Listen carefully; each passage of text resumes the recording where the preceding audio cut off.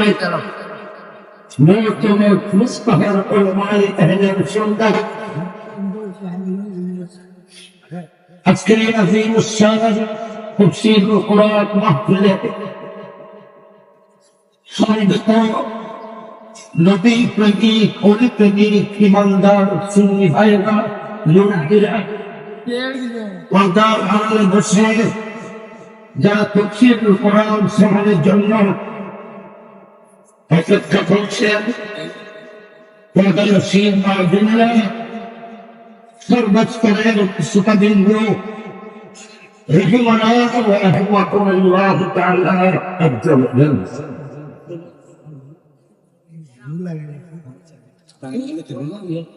আমি যারা সমাজের দাবিকে সামনে রেখে সমাজের প্রেক্ষাপটকে গুরুত্ব দিয়ে যারা লালদিঘির ঐতিহাসিক দুদিন ব্যাপী তাফসীরুল কোরআনের মাহফিলে ব্যবস্থাপনা করেছেন, আমি আপনাদেরকে অন্তরের গভীর থেকে শ্রদ্ধা এবং সম্মান জানাচ্ছি, মুবারকবাদ জানাচ্ছি। যারা বিভিন্ন অঞ্চল থেকে আল্লাহ এবং তার রাসূলের প্রেমে উদ্বুদ্ধ হয়ে এই নূরানী মাহফিলে তাফসীরুল কোরআনের জলসায় উপস্থিত হয়েছে, আপনাদেরকে এখন দেখে মুবারকবাদ ধন্যবাদ জানাচ্ছি। আল্লাহ পাক দুদিন ব্যাপী ঐতিহাসিক লালদিঘি ময়দানে তাফসীরুল কোরআন মাহফিলকে আল্লাহ রাব্বুল আলামিন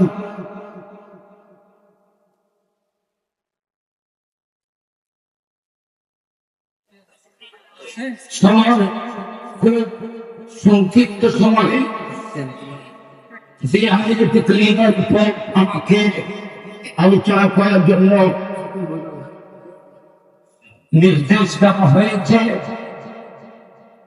আমি সংক্ষিপ্ত পরিসরে চেষ্টা করব এই আয়াতের উপরে সংক্ষিপ্ত আলোচনা করে পেশ করতে।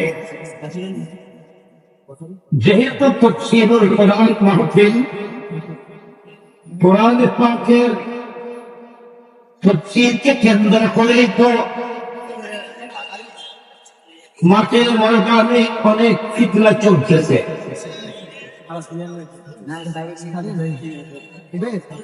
কোরআন পাকের তাফসীরকে যেভাবে করা উচিত, যেভাবে উপস্থাপনা করা দরকার, এবং যারা কোরআন শরীফের তাফসীর করবেন এই ধরনের তাফসীর জাতি না পাওয়ার কারণে আজ জাতির মাঝে বিদ্রোহ ঝগড়া সমাজ দেন, জাতির মধ্যে একতলাপ সৃষ্টি হয়েছে।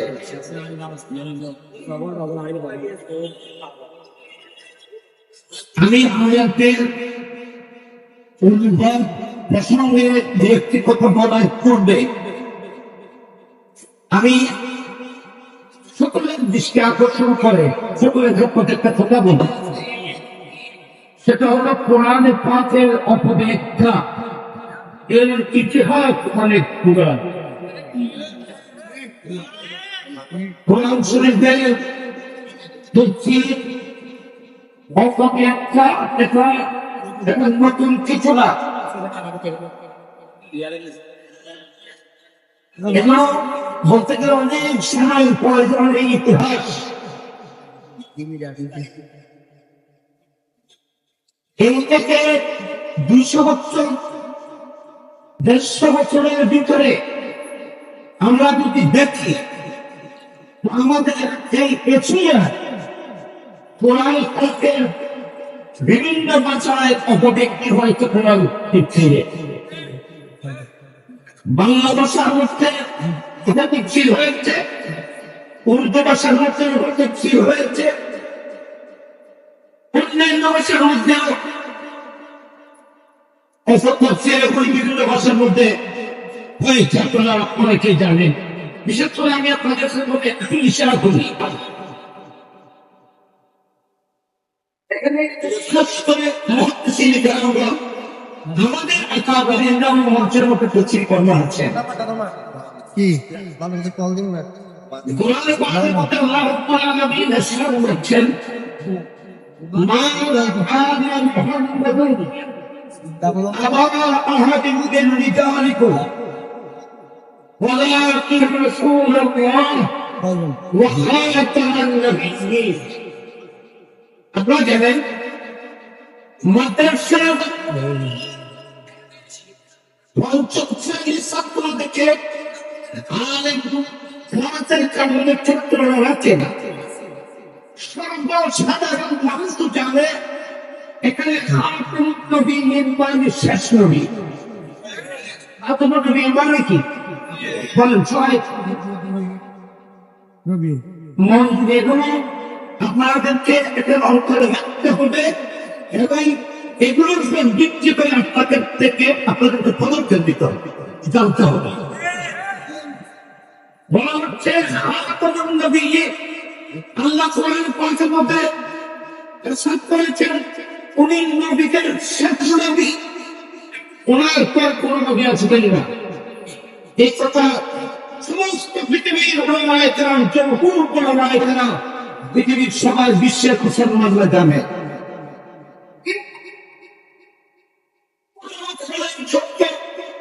যে কোন বক্তব্যের ভিতরে যে কোন নবী হঠাৎ করে এই আয়াতের তাফসীরে বলেছেন খাতামুন নবিয়্যিন মানে শেষ নবী নয়, বরং উত্তম নবী। আমাদের নবী যদি খাতামুন নবিয়্যিনের মানে যদি আশরাফুন নবিয়্যিন হয়, উত্তম নবী হয়, তাহলে হচ্ছে উত্তম নবী আর আসবে।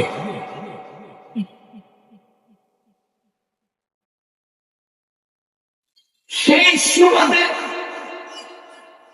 মুসলিম বিশ্বের বিশেষ করে তার বিরোধী নামে সেই বন্ধ নবুয়তের দাবিদার বের হয়ে এমন এই দলিল পেশ করলো যে খাতামুন নবিয়্যিন বাণী শেষ নবী না, খাতামুন নবিয়্যিন বাণী উত্তম নবী। আমি উম্মতি নবী, আমি মুহাম্মদ সাল্লাল্লাহু আলাইহি ওয়াসাল্লামকে নবী মানি, কিন্তু আমি সেই নবীর উম্মতের নবী। এই কথা কি ক্লিয়ার কথা ছিল, রাস্তাকে ওপেন করেছিল।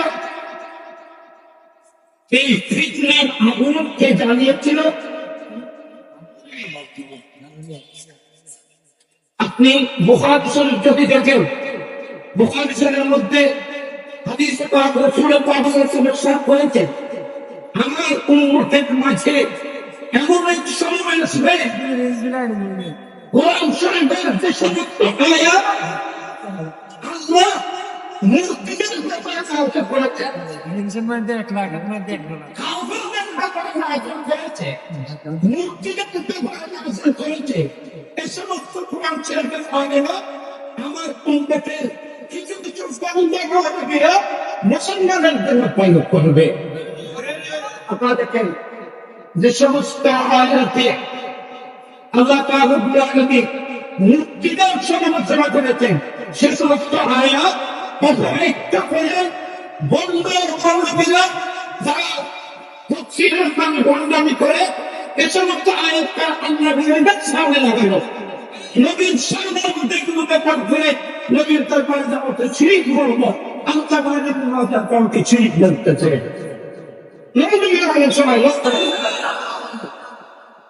এগুলোর ইতিহাস অনেক লম্বা। এই ষড়যন্ত্র একটার না অনেক আগে, এগুলো থেকে আমাদেরকে সচেতন হতে হবে। সেই যদি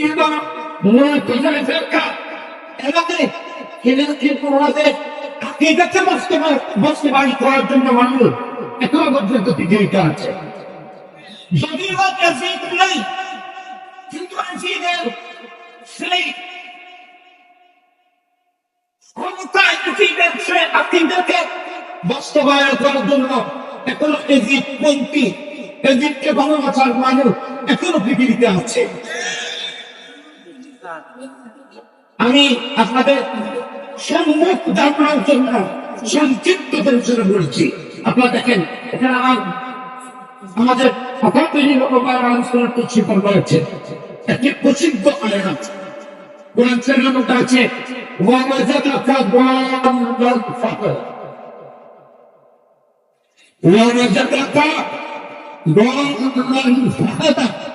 আপনারা দেখেন, আপনারা সিরাত কিতাব খুলে দেখুন, মাঝে মাঝে জানি না অনেক তফসির একেবারে বন্ধ তফসির গুলোর মধ্যে কি বলা হয়েছে জানেন? হে নবী, আমি আপনাকে বর্ণনা পেয়েছি, আমি আপনাকে পেয়েছি, আমি আপনাকে আত্মা দেখিয়েছি।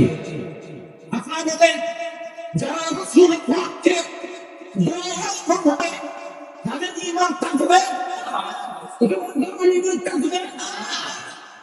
যাদের মক্কার টিকে যেসব নামদারি আলেমরা রাসূল পাক সাল্লাল্লাহু আলাইহি ওয়াসাল্লামকে গুমরাহ বলেছে, বললাম দেখাচ্ছে গুমরাহ বলেছে, অনেক তাফসীর দিয়ে দেখুন সেই নামদারি কি মুফাসসিরে কোরআন রাসূল পাক সাল্লাল্লাহু আলাইহি ওয়াসাল্লাম বলেছে আপনাকে ভ্রষ্ট বানাচ্ছে, আল্লাহ আপনাকে রাস্তা দেখিয়েছেন। আমাকে এই তর্জমা যদি যাতে কতমানদের করা হয় তো কোরআন শরীফের আরেকটি আয়াতের সাথে সংঘর্ষ।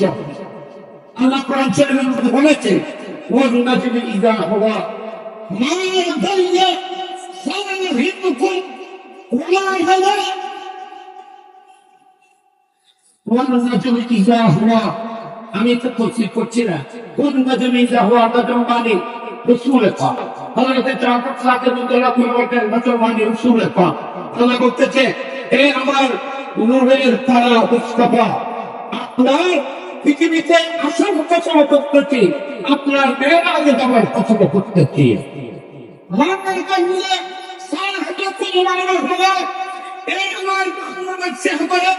বিশ্বমুক্তি আমি আল্লাহ এলান করতেছি, তোমাদের সাহেব যিনি অর্থাৎ মুস্তাফা আমার নবী কখনো ভুলও ছিল না, বদভস্ত আমার মাহবুব কখনো ছিল না। আল্লাহ খুব বলতেছেন আমার নবী কখনো বদভস্ত ছিল না, ভুলও ছিল না। নবীর আকীদার মধ্যে কোনো ত্রুটি ছিল না, নবীর আমলের মধ্যে কোনো ত্রুটি ছিল না। আমার নবীর জীবন পবিত্র থেকে পবিত্র, নবীর বাতিল পবিত্র, নবীর জাহির পবিত্র ছিল। এই গ্রন্থ খুব আল্লাহ দিয়েছেন। আপনারা বলেন এটা কি কোরআনের অপব্যাখ্যা না? এটা রাসূলের পাক দোষক দিলাম, রাসূলের পাক দোষক দিলেন।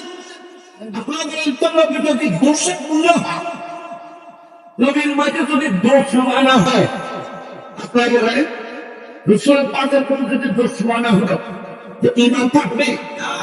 আচ্ছা আপনারা কথা বলে নবীদেরকে নবুয়তের জন্য নির্বাচন কি আমরা করেছি না আমরা করেছি? নবীর কারো নির্বাচন হয় না, কারণ ভোটে নবী হয় না, নবুয়ত ইবাদতের মাধ্যমে অর্জিত হয় না। নবুয়তের জন্য আল্লাহ পৃথিবী থেকে আপনার বান্দাদেরকে নির্বাচিত করেছেন। নবুয়ত দান করবেন, এটা আপনারা নির্বাচিত করেছেন। আমাদের নবী আল্লাহ সৈয়দুল আম্বিয়া হওয়ার জন্য নির্বাচিত করেছেন, সৈয়দুল মাসুম হওয়ার জন্য আমাদের নবীকে আল্লাহ পাক রব্বুল আলামিন নির্বাচিত করেছেন। আমি কোরআন শরীফের আমার কাছে আয়াতটি আলোচনা করতে দেওয়া হয়েছে। এখানে আল্লাহ কি বলেছেন? বিসমিল্লাহির রহমানির রহিম, ইয়া আইয়ুহাল্লাযীনা আমানু, হে ঈমানদাররা, আতিউল্লাহ ওয়া আতিউর রাসূল, আপনারা বলেন যে কেন আল্লাহ কি বলতেছে, কি সব হচ্ছে? এই বিশ্বের ইমানদাররা তোমরা আল্লাহর ইতাআত করো, আল্লাহর অনুগত হও, আল্লাহর নির্দেশাবলীকে মানো এবং আমার নবী মাহবুবের ইতাআত করো। বলেন কারে কাজ করতে হয়েছে? রসুল পাকের। আপনারা বলেন রসুল পাকের যদি ইতাআত করতে হয়, এখানে কোন কয়েক আনা হয়নি, মুদ্রা নেই। আল্লাহ বলেছে তোমরা আমার মাহবুবের ইতাআত করো, আমার নবীর অনুসরণ করো, আমার নবী যা বলবেন এগুলো শুনো, আমার নবী যা করবেন এগুলোকে তোমরা অনুসরণ করো। মা আতাকুম রাসূল ফাতিহু ওয়া মা নাহাকুম আনহু ফান্তাহু। আমার নবী যা দেবেন তা নাও, আমার নবী যেগুলোকে নিষেধ করবেন এগুলো তোমরা বর্জন করো।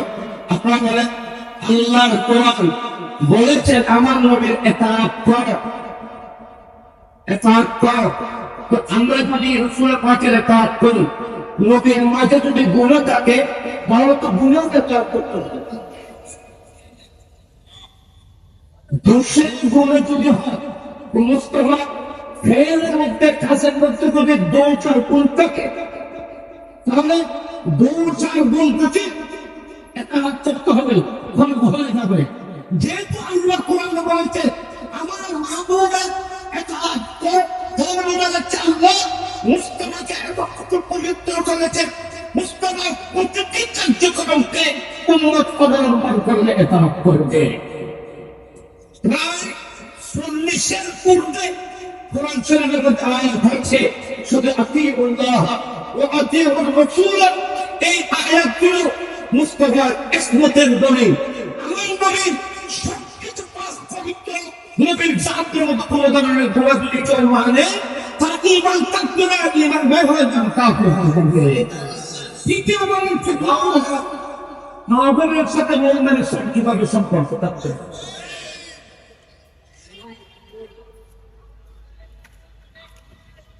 ووجدك ضالا فهدى।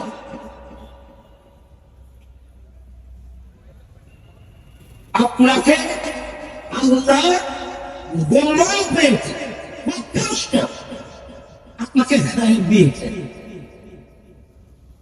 সমস্ত ভারতের তফসিরে এটা অনেক তর্জমা করা হয়েছে। আলহামদুলিল্লাহ আহলে সুন্নাত ওয়াল জামাতের সেই প্রসিদ্ধ তফসির কমজোর ঈমান, আপনারা আল্লাহ বলতে কমজোর ঈমান, এই তফসির আপনারা হাতে পৌঁছিয়ে দেখেন। আল্লাহ হয়তো সেই সময় সেই 15 মুফাসসির কিরামের মোকাবেলা করেছে,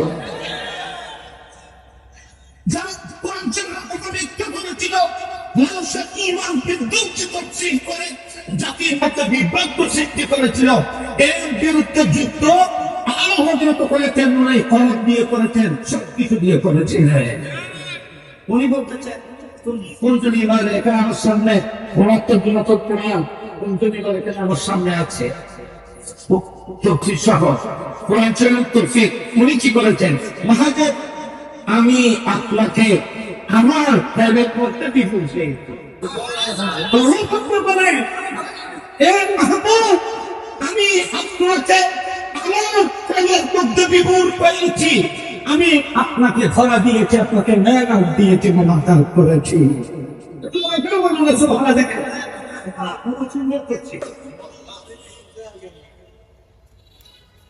সেজন্য কোরআন বলেছেন ইউদিল্লু বিহি কাসীরা ওয়া ইয়াহদি বিহি কাসীরা। দেখেন এই কোরআন এটা একটা ইমতিহান। এই কোরআন এমন একটি নিয়ামত, এমন একটি জিনিস যে কোরআন কিয়ামত পর্যন্ত বানাতে হবে, কোরআন কিয়ামত পর্যন্ত পার্থক্য করতে থাকবে। বাতিলের হকের মাঝে পার্থক্য করতে থাকবে। আল্লাহ বলতেছেন মাহবুব আমি আপনাকে আমার প্রেমের মধ্যে বিপুল পেয়েছি। মাহবুব আমি আপনাকে আমার প্রেমের মধ্যে বিপুল পেয়েছি, আমি আপনাকে আমার সাক্ষাৎ দিয়ে আপনাকে ধন্য করেছি। যার প্রেমের মধ্যে আপনি বিপুল ছিলেন, সে আল্লাহর সাথে দিদারে আমি আপনাকে ধন্যবাদ করেছি, সে মহান আল্লাহর সাথে আপনার সাথে দিদারের ব্যবস্থা করেছি। কত সুন্দর তফসির। আচ্ছা, আল্লাহ হযরতের এই তফসির কোরআন এবং হাদিসের সবকিছুর সাথে মিলতে। আমি তো এটা আমার বিষয় ছিল না, আমি শুধু যুক্তি করে বলতেছি যে মায়ের খারাপ এখন পর্যন্ত আপনার শুনেছেন তাফসীর কোরআন মানে কোরআনের অপব্যাখ্যা। আপনারা জানেন কোরআন শরীফের তাফসীর করতে এই মানুষের মাঝে কয়টি প্রয়োজন? মুফাসসির কোরআন হওয়ার জন্য কত বৈশিষ্ট্যের প্রয়োজন, কত আমলের প্রয়োজন। সালায়ের দোকানে বসে বাংলা করে কোরআন শরীফের তাফসীর করলে এটা তাফসীর হবে না, এটা তাফসীর হবে, এটা তাফসীর হবে, এটা তাফসীর হবে। মুসলমানের খেদমত হবে না, ইসলাম বিভ্রান্ত হয়ে যাবে, ইসলাম কিছু দেওয়া হবে। সেজন্য যারা মুফাসসির কোরআন দাবি করতেছ তাদের থেকে আমরা ব্যস্ত যাও। করতে পারে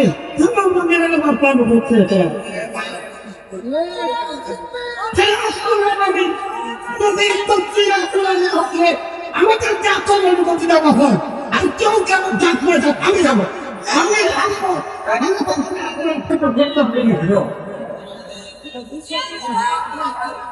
আমিও বয়স হয়ে গেছে, আমাদের ছেলে দুটো হয়ে গেছে। তফসীর কোরআন নামে সারাদিন বলতে থাকলে আমার কাছে করতে বলবো সঠিক তফসীর আমাদের কাছে দেখা। আয়াত করতেছে একটা, তফসীর করতেছে একটা। কোরআন শরীফের তফসীর করতেছে আয়াত করতেছে একটা, এখানে রাজনৈতিক কথা বলতে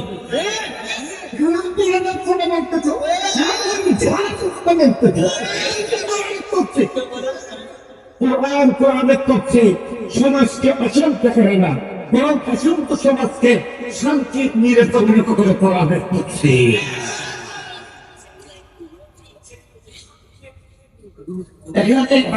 আমার আশা করি আমি ক্ষুদ্র থেকে ক্ষুদ্র আমার সহজে যদি তফসীর করতে পারে না, চ্যালেঞ্জ করতেছি কোরআন শরীফের তফসীরটা আয়াত দেব, আপনারা যারা নির্বাচন করবেন এই আয়াতের তফসীর যদি সঠিকভাবে করা দিতে পারেন তাহলে আমার জন্য আমি পারলে তো আপনাদের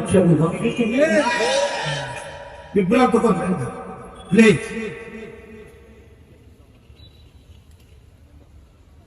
কোরআন শরীফে আল্লাহ রাব্বুল আলামিন লফজ দলে মানে কোরআনে মুহাব্বত করতে। আমি কোরআন শরীফ থেকে এই আয়াতের তফসীরের জবাব যেটা আমরা হুজুর প্রথমে ব্যবহার করেছি, এটা যে কোরআনে আয়াতের অন্যান্য আয়াতের যে সাথে সামঞ্জস্য সেটা মানে আমি কোরআন শরীফের মধ্যে দুটি আয়াত পেশ করতে কোরআন শরীফের তাকে কি যে কোরআন এটা খেয়াল করেন। إذ قالوا ليوسف أحب إلى أبينا منا ونحن عصبة إنا أبانا لفي ضلال مبين। এখানে ضلال مبين বলা হয়েছে।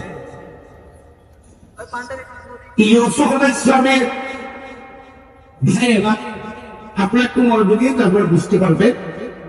ইউসুফ আলাইহিস সালামের ভাইয়েরা ইয়াকুব আলাইহিস সালামকে বলেছিলেন এরা ভালো নাই। তোর মধ্যে হযরতে সাইয়্যিদুনা ইউসুফ আলাইহিস সালাম এবং ওনার ভাই বিনিয়ামিন, এরা দুই ভাই এক মায়ের। হযরতে ইয়াকুব আলাইহিস সালাম ইউসুফ আলাইহিস সালামকে মহব্বত করতেন, বেশি মহব্বত করতেন। বেশি মহব্বত সন্তান হিসেবে নয়, বেশি মহব্বত এই জন্য যেহেতু আল্লাহ তাআলাকে পুত্রতে নূর দান করেছে। স্বাভাবিক করি নবী হবে, নবীর সাথে মহব্বত হবে। আল্লাহ রাব্বুল আলামিন ইউসুফ আলাইহিস সালামকে পৃথিবীর সমস্ত সৌন্দর্যের অর্ধেক সুন্দর শুধু আল্লাহ ইউসুফ আলাইহিস সালামকে দান করেছিলেন। আপনারা জানেন ছোটকাল থেকে ইউসুফ ইসলামকে ইয়াকুব ইসলাম মহব্বত করত। অনেক সময় মহব্বত বিপদের কারণ হয়, বেশি মহব্বত বিপদের কারণ হয়। ইউসুফ ইসলাম যখন জেলখানা থেকে বের হচ্ছিলেন, সোনার মালবাহী রুটি মজা যে ওনাকে রুটি বানিয়ে খাওয়াইতেন, ইউসুফ ইসলামকে যখন জেলখানা থেকে বের করা হচ্ছিল তখন রুটি বানিয়ে যিনি খাওয়াইতেন সেই ইউসুফ ইসলামকে জড়িয়ে খেতে বলতেছেন, হুজুর আপনি জেলখানার মধ্যে ছিলেন, আমি আপনার মায়া প্রেমের মধ্যে পড়েছি, আপনি যদি জেলখানা থেকে চলে যান আমি তো আর বাঁচবো না, আমি তো আপনাকে ভালো কাছে করি, আমি আপনার প্রেমে পড়েছি, আপনি যদি জেলখানা থেকে চলে যান আমি তো আর বাঁচবো না। ইউসুফ ইসলাম বলতেছেন, না করে আমাকে বলতেছে, বাবা আমার মহব্বত করি না, আমি মহব্বতকে ভালো দেখি, আমার মহব্বত করি না। আমার বাবা আমাকে মহব্বত করেছিল, বহিরা আমাকে সেই মহব্বতের বলি করে আমাকে গর্তের মধ্যে নিক্ষেপ করেছিল, আমাকে জোড়ায় মহব্বত করেছিল, সেই মহব্বতের কারণে আমাকে জেলখানার মধ্যে বন্ধ হতে হয়েছে। তুমি আমার আমাকে মহব্বত করতে শুরু করেছ, তোমার এই প্রেম জানে আমাকে কোথায় নিয়ে যাবে। সুতরাং আমাকে আর মহব্বত করি না, আমি আর মহব্বত চাই না। মহব্বতের অবস্থা আমি বুঝতে পেরেছি।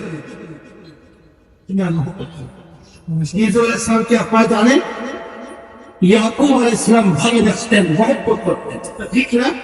ইউসুফ ইসলাম মহব্বত করতেন, ইউসুফ ইসলামকে মহব্বত করতেন। ভাইরা এটা সহ্য করতে না পেরে ভাইরা বলতেছে, আমার তোমার যদি কোরআন শরীফের কিভাবে ব্যাখ্যা করা হয়েছে, আর আল্লাহ কোরআন শরীফের সুন্দর তর্জমা করে গোটা বিশ্বের মুসলমানের ঈমান আকিদাকে সুরক্ষা করেছে। বলতেছে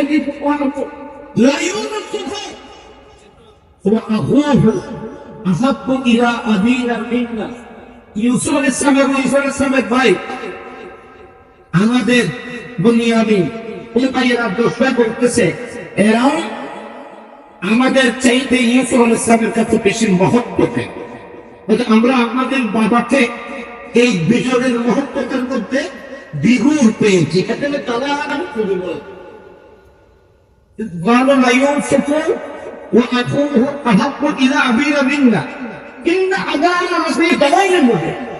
আমাদের বাবাকে আমরা স্পষ্ট গুমরাহি বলতে পেরেছি। এটা কি বলতেছে আমার বাবাকে আমার বাবাকে ইউসুফ আলাইহিস সালামের প্রেমের মধ্যে দ্বিগুণ পেয়েছি। আল্লাহু আকবার। দেখো মানসিকতা কেমন আছে।